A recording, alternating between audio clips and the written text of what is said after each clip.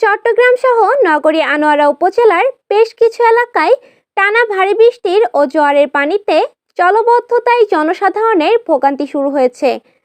চট্টগ্রাম থেকে আহমদ রেজা জানান, গত কয়েকদিনের টানা বৃষ্টি ও সমুদ্রের পানি বৃদ্ধি সহ খালের পানি বেড়ে যাওয়ার ফলে জনজীবনের এই বেহাল দশা।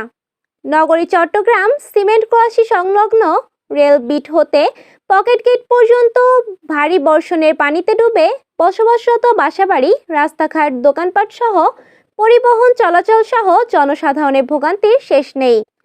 এ নিয়ে জানতে চাইলে জনসাধারণ বলে, বেশ কিছুদিন টানা বৃষ্টিতে এভাবে পানি বেড়ে যাওয়ায় আমাদের বাজার ব্যবস্থা, জনজীবন অস্বাভাবিক হয়ে পড়েছে। সবচাইতে বড় বিষয় পানি নিষ্কাশনের বিষয়ে। ড্রেনের ভেতর দিয়ে ওয়াসার পানির লাইন সংযোগ।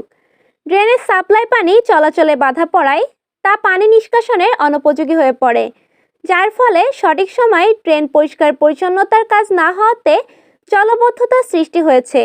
অপরদিকে সিটি মেয়র, কাউন্সিলরদের মন করা ব্যবস্থাপনার কারণে এসব হয়। ড্রেনের নিচে পানির লাইনের এলোপাথারি সংযোগে ময়লা আবর্জনা বাধাপ্রাপ্ত হয়। অতি অল্প বৃষ্টিতেও জলবদ্ধতা সৃষ্টি হয়। আর এ কারণেই মাঝে দেখা দিচ্ছে পানিবাহিত রোগ। বর্তমান পরিস্থিতিতে সরকার গঠনের পর যদি কোনো সুরাহা হয়, তাহলে এ দুরবস্থা থেকে মুক্ত হবে বলে তারা আশাবাদী। এদিকে চট্টগ্রাম আনোয়ারা উপজেলার বেশ কিছু এলাকায় একই ঘটনা ঘটেছে বলেও জানা গেছে। গাছবাড়িয়ার বাসিন্দা সুমাইয়া জান্নাত গণমাধ্যমকে বলেন, তাদের এলাকার খালের পাশে বাড়ি হওয়াতে অল্প বৃষ্টিতে পানি উঠে যায়।